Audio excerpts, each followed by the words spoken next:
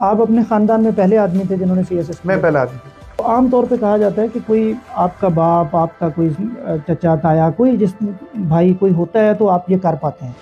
तो कैसे किया फिर आपने? कोई सहारा ना भी हो, कोई सपोर्ट ना भी हो तो अल्लाह ताला खुद सहारा बनते हैं। जॉब के साथ कैसे मैनेज करे कोई बच्चा जो आजकल करना चाहते हैं स्टूडेंट्स? अच्छा, सीएसएस के लिए अगर किसी के पास 1 साल है तो यूं समझ लें कि सीएसएस के लिए 8 घंटे चाहिए एक दिन में। ये शुरू स्टार्ट में 6 घंटे भी हो तो ठीक है। बंदा बहुत काम भी कर रहा है, 8 घंटे की ड्यूटी है, उसके बीच में भी कोई 15 मिनट हर घंटे में निकल आते होंगे, कोई 2 घंटे बाद 10 मिनट निकल आते होंगे, कहीं से कोई 6 मिनट निकल आते होंगे, कहीं से कोई 4 मिनट भी निकल आते होंगे। आपको जहां से जो मिनट मिल रहा है आपने उसको जमा करना है। एंड तक जाते जाते ये 8 घंटे बीत जाते हैं। कभी भी 8 घंटे इकट्ठे नहीं मिलेंगे इन अ सिंगल गो, और अगर मिल भी गए तो पढ़ा नहीं जाएगा। आप अपने खानदान में पहले आदमी थे जिन्होंने सीएसएस मैं किया। पहला आदमी था। तो आम तौर पे कहा जाता है कि कोई आपका बाप, आपका कोई चचा, ताया, कोई जिस भाई कोई होता है तो आप ये कर पाते हैं। तो कैसे किया फिर आपने? वालिद साहब गवर्नमेंट सर्विस से रिटायर्ड थे, और बस मैं बुनियादी तौर पर इसको समझता हूँ कि जी जिस चीज का जज्बा लग जाए, दिल को जो लग जाए, वो फिर रास्ते हो जाते हैं। मतलब पहाड़ पे चढ़ने के लिए जरूरी नहीं कि आपके वालिद साहब भी पहाड़ के ऊपर चढ़ते हैं, अचानक दिल में आता और चीज हो जाती है। अब ये जो मेरी वाली ये बात है, जो आपने भी बात फरमाई कि कोई वालिदैन या कोई बड़ा मोटिवेटर होना चाहिए, मेरे भाई बहनों के लिए तो मोटिवेटर मैं था। मोटिवेटर क्या था? पकड़ के कानों से पकड़ के पढ़ाया सारों को। लेकिन मेरे हवाले से ये कोई खानदान में मौजूद नहीं था। इसका मतलब है कि एक्सेप्शंस आर ऑलवेज देयर। खुद से रास्ता खोदने वाले जो है अल्लाह ताला खुदवा देता है रास्ता, बंदा चल पड़े। कोई सहारा ना भी हो, कोई सपोर्ट ना भी हो तो अल्लाह ताला खुद सहारा बनते हैं। अल्लाह ताला खुद सपोर्ट कर रहे होते आम हैं। तौर पे सर जॉब के साथ ये करना बहुत मुश्किल होता है, क्योंकि लोग कहते हैं कि यार इसके लिए आपको, वो कहते हैं ना, वो सुहेल अहमद अजीजी साहब कहते थे कि सीएसएस का मतलब है चढ़ सूली सोनिया, यानी इसकी तैयारी इस तरह की है और आप सारा सारा दिन पढ़ते हैं। तो जॉब के साथ कैसे मैनेज करे कोई बच्चा जो आजकल करना चाहते हैं स्टूडेंट्स? अच्छा, सीएसएस के लिए अगर किसी के पास 1 साल है तो यूं समझ लें कि सीएसएस के लिए 8 घंटे चाहिए एक दिन में। ये शुरू स्टार्ट में 6 घंटे भी हो तो ठीक है, और उसके बाद में 8 घंटे तक आपने इसको लेके जाना होता है। आखिर वाले दिनों में 10 से 11 घंटे हो जाते हैं। अच्छा, अगर हम अपना लाइफ स्टाइल देखें ना, उस लाइफ स्टाइल के बीच में पॉकेट्स अवेलेबल होती हैं। मसलन मैं अभी, अगर मैं आपसे सादा सी बात करूं कि मैं अभी आपके स्टूडियो के बीच में आया, हमने यहाँ पे इनिशियल गपशप के बीच में भी और चीज़ों को सेट करने में तकरीबन कोई आधा घंटा हमने लिया। अगर मैं अब सीएसएस की तैयारी कर रहा होता ना, तो मैंने आपसे रिक्वेस्ट करनी थी कि भाई आप इन चीज़ों को सेट करें, मैं वो नुक्कर के बीच में बैठ के पढ़ रहा हूँ। ये आधे घंटे का मार्जिन मैंने इधर से निकाल लेना था। ठीक है। गाड़ी के ऊपर चल के मैं आया हूँ, मुझे पौना घंटा लगा है मेरे सेक्रेटेरिएट से यहाँ आने के बीच में। वो पौना घंटा अभी भी मैंने काम ही किया है। और सीएसएस की मैं तैयारी कर रहा था तो 45 मिनट्स वो थे। यहाँ से घर जाने में मुझे 25 मिनट लगेंगे, वो बीच में शामिल है। तो ये बेसिकली अपने पॉकेट्स में से टाइम निकालना होता है। 8 घंटे कभी भी लगातार अवेलेबल नहीं होते कि कोई आपको कह दे कि बैठ और 8 घंटे पढ़। जो बच्चे या बच्चियां इस टाइम सीएसएस कर रहे हैं, उन्होंने अपनी डेली रूटीन देखनी है। तो जो काम कर रहे हैं उस काम के बीच में जाहिर है, मतलब कि मुसलसल ड्राइविंग वाला काम तो नहीं होगा ना। कोई बंदा बहुत काम भी कर रहा है, 8 घंटे की ड्यूटी है, उसके बीच में भी कोई 15 मिनट हर घंटे में निकल आते होंगे, कोई 2 घंटे बाद 10 मिनट निकल आते होंगे, कहीं से कोई 6 मिनट निकल आते होंगे, कहीं से कोई 4 मिनट भी निकल आते होंगे। इन 4 मिनट्स को, 6 मिनट को, 8 मिनट को, 11 मिनट को जमा करना होता है सारे दिन। कमाल यही है कि आपको जहां से जो मिनट मिल रहे हैं आपने उसको जमा करना है। एंड तक जाते जाते ये 8 घंटे बीत जाते हैं। कभी भी 8 घंटे इकट्ठे नहीं मिलेंगे इन अ सिंगल गो, और अगर मिल भी गए तो पढ़ा नहीं जाएगा। अच्छा, आपका जो सीएसएस था आपने बताया 1 साल आपने तैयारी की, तो फर्स्ट अटेम्प्ट में हो गई आपकी सिलेक्शन? जी ऐसा ही। मेरे पास एज वाइज आखिरी थी, वैसे पहली थी। अच्छा, यानी आपको इजाज़त ही उस एक की थी जाहिर है, तो ऐसे आपने वही अटेम्प्ट की और जो थ्योरी था वो भी हुआ और आपका जो वाइवा था, इंटरव्यू था, वो भी हुआ? इंटरव्यू में पाकिस्तान में सेकंड था, अच्छा, और उस इंटरव्यू की बुनियाद के ऊपर ही मेरा पाकिस्तान एडमिनिस्ट्रेटिव एडमिनिस्ट्रेटिव सर्विस आया। सर्विस जो बन गया। अक्सर बच्चे जो देते हैं, और जितने भी लोग जाहिर है उनकी कोशिश होती है या वो पुलिस में चले जाएं या वो असिस्टेंट कमिश्नर बने, पाकिस्तान एडमिनिस्ट्रेटिव सर्विस में जाएं, उनको इंग्लिश का इम्तिहान बड़ा तंग कर रहा होता है, ऐसे जिसको हम कह रहे होते हैं इंग्लिश का। उसकी तैयारी किस तरह से करें बच्चे? दरअसल बच्चे ऐसे में फेल इसलिए होते हैं कि उनको ये नहीं पता कि एग्जामिनर ने चेक क्या करना है। देखिए, मैं एक मिसाल से समझाता हूँ कि अगर मुझे मेरे घर वाले भेजें सौदा लेने के लिए कि आज ले ले हो, आप ये लिस्ट पकड़ें, ये टिंडे, भिंडी, दाल, आलू, गोभी, दही, रोटियां, और ये गोश्त है, ये फलां चीज़ है कि मैं ये ज़रा दुकान से लेकर तो आए। मैं क्या करूँगा, मैं लिस्ट पकड़ूंगा, उसके बाद मैं चला जाऊंगा दुकानों पर, इधर गया उधर गया, उधर गया, चीज़ें इकट्ठी की। अब वापस जब मैं शॉपर सारे पकड़ के लेकर आऊंगा तो घर वाले कैसे चेक करेंगे भला उसको? वो लिस्ट पकड़ेंगे और उसके मुताबिक चीज़ों को चेक करना शुरू कर। यही तरीक़ेकार है ना जी, बिल्कुल, कि जो लिस्ट के मुताबिक है चीज़ें पूरी हैं या नहीं है। अगर वो लिस्ट ही ना हो तो क्या वो इन चीज़ों को चेक कर सकते हैं?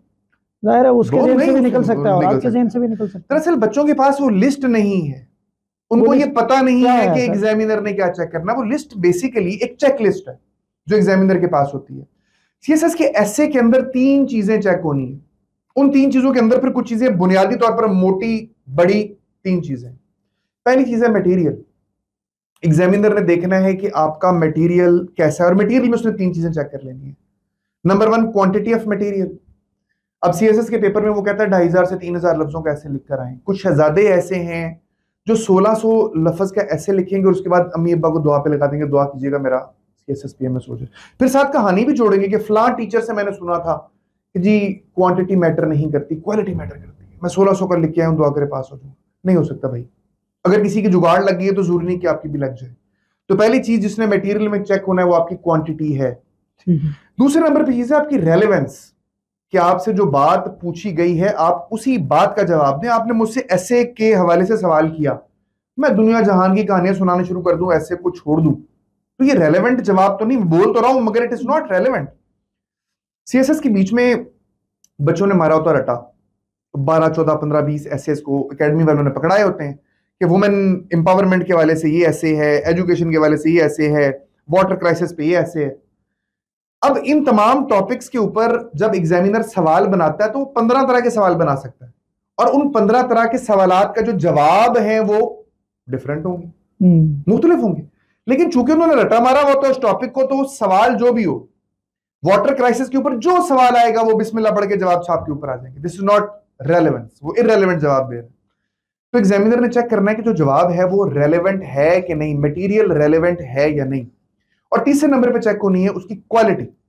मसलन अभी आप मुझे यहाँ पे बिठा के सीएसएस के हवाले से बात कर रहे हैं, आप मेरे अलावा किसी मैट्रिक के बच्चे को भी बिठा के पूछ सकते थे, लेकिन क्या दोनों का जवाब जो है वो सेम होगा? जाहिर है नहीं, बहुत फर्क होगा। मैं इस रास्ते से गुजरा हूं, 15 साल से तो पढ़ा रहा हूं, तो ये जो मेरे जवाब में और उस बच्चे के जवाब के बीच में फर्क है, दिस इज क्वालिटी। उन्होंने ये चेक करना है कि यार मटेरियल जो पेश किया जा रहा है क्या ये मैट्रिक के लेवल का है या ये सीएसएस एस्पायरेंट के लेवल का जिसने रिसर्च की हुई है कि नहीं।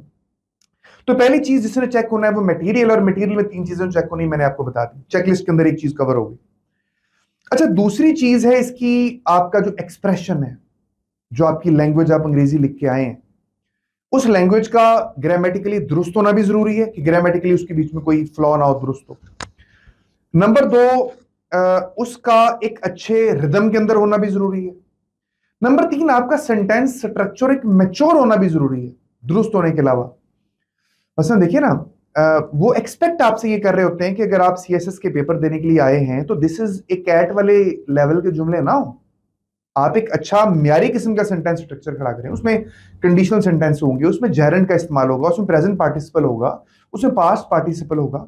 मसलन आप शॉर्ट स्टोरी किसी 8वीं क्लास की और एक डॉन का एडिटोरियल, इनके दोनों में जो फर्क है वो बेसिकली आपके सेंटेंस स्ट्रक्चर का फर्क है। उन दोनों का जो फर्क, अच्छी वोकैब आपने यूज की है, आपका बयान करने का जब अंदर, आप अभी मुझे बता रहे थे कि आप माशाल्लाह खतीब रहे हैं, मुकर्रर रहे हैं गवर्नमेंट कॉलेज के बीच में, बेस्ट मुकर्रर आप 2 साल रहे हैं। तो जिस तरह तकरीर आप करते होंगे, कोई आम स्टूडेंट तो वैसे तकरीर नहीं करता होगा ना, आप टॉप पे थे तो किसी वजह से थे। तो जो आपका एक्सप्रेशन के अंदर जो क्वालिटी थी वो एग्जामिनर वो ढूंढ रहा होगा कि आपका लेवल अच्छा वो दूसरी चीज ये होगी। अच्छा, तीसरी चीज है आपकी प्रेजेंटेशन, कि आपने कितना साफ खूबसूरत लिखा, आपने पेपर का यूज कैसा किया, आपने जो पैराग्राफिंग की वो कैसी की, आपकी सीक्वेंसिंग कैसी है, और आपका तर्ज तखातुब कैसा है, आपका बात करने का अंदाज कैसा है। मैं एक सादा लफ्जों में बताता हूं आपको। एक इंसान है, उसकी जिंदगी में बड़े फेजेस आते हैं, कभी उधार लेता है, कभी उधार देता है, कभी किसी के घर रिश्ता मांगने जाता है, कभी कोई इसके घर रिश्ता मांगने आता है। ऐसा ही है ना जी, कभी दोस्तों के साथ पिकनिक पे होता है, कभी वालिदैन के बीच में बैठा होता है, कभी बीवी बच्चों के साथ होता है, कभी टीचरों के सामने होता है, कभी खुद टीचर होता है। क्या इन तमाम मौकों के ऊपर उसका बात करने का अंदाज सेम होता है? नहीं, फर्क होगा।